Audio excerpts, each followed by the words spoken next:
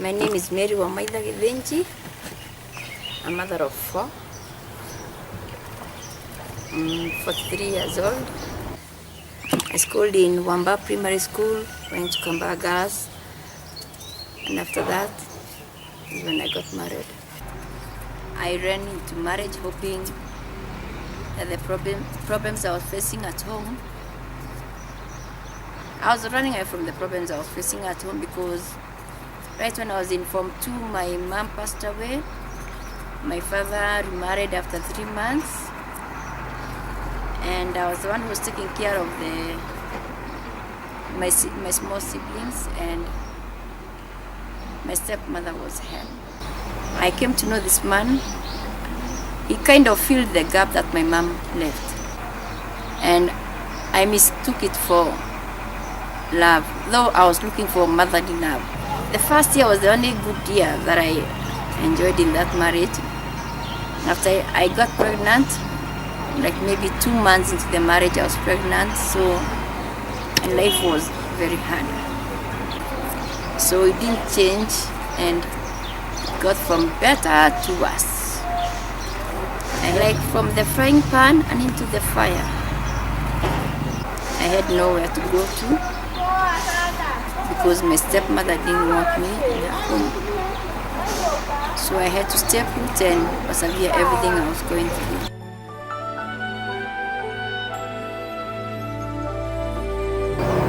I mean, I was just there like, sometimes I never used to feel like I'm married. I used to feel like I'm the house help.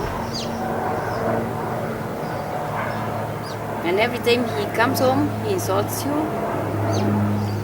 he beats you up, times you are raped, physical and emotional abuse, starvation,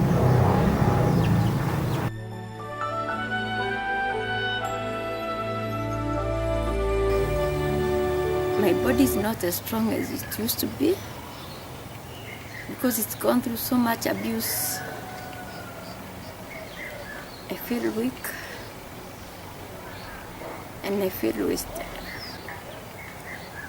If I could only turn back the clock, the hands of time, I wouldn't explain how I was beaten. I got paralyzed.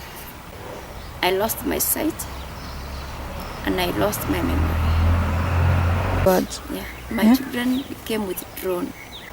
Every time they went back to school, because they were in boarding schools, it used to affect them so much and they could not perform. Their grades dropped and they became quiet.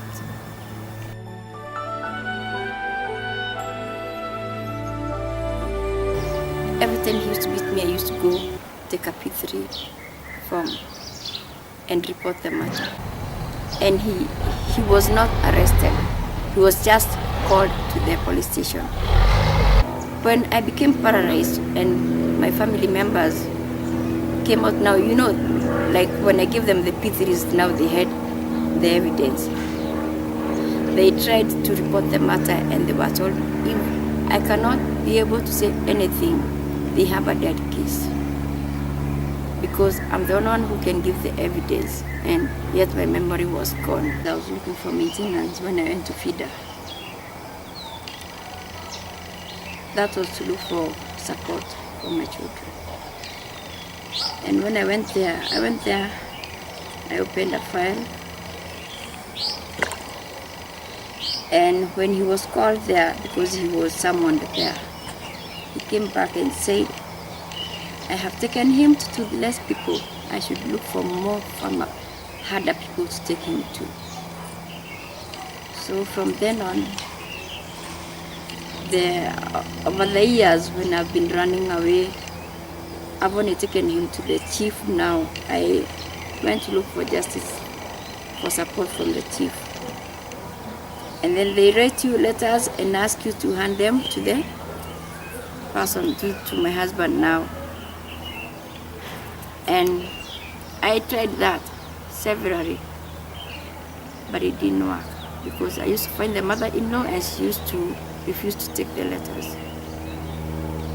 So I just gave up and left everything to God.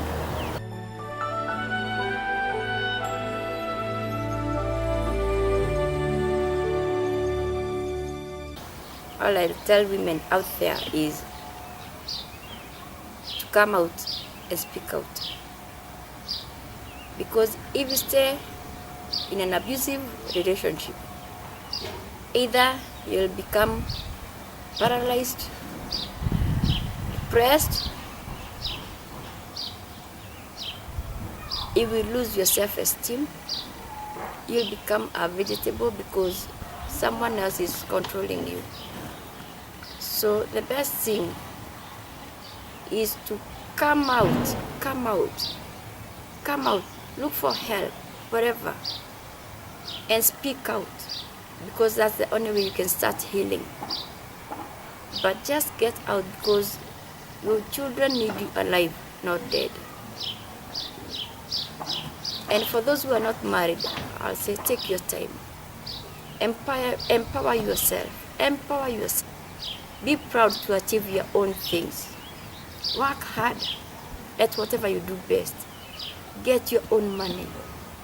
Save and do something constructive, because the kids need you. I hate to see orphans. You think you're the only one for him, but the minute you die, before you are buried, there will be someone else in your place, and it is your kids that are going to suffer.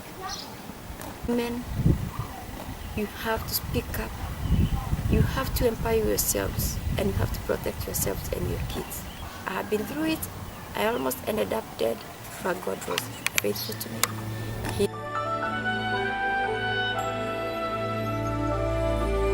I tell God when I pray, because I pray a lot, and I tell God, if you could only give me 1 gunia full of potatoes, a whole jerrycan full of oil, and a whole gunia of sawdust, and a whole gunia of firewood, then I'm ready to go. Maybe and to upgrade the basin I use for cooking, and the jiko, and the warmer. I wouldn't ask for more. I want to stay out here where everybody saw me when I came in and how I was looking, so that when I start rising up higher and higher, they shall look at me and know that there is a God out there. There is a God in heaven, and a God who sees everything, and a God who hears our prayers, because He's going to take me places. Because when I came here, people were saying that I would have been blown by the wind and I would have fallen. But now it is 1 month since I came here, and there's no wind blowing me soon.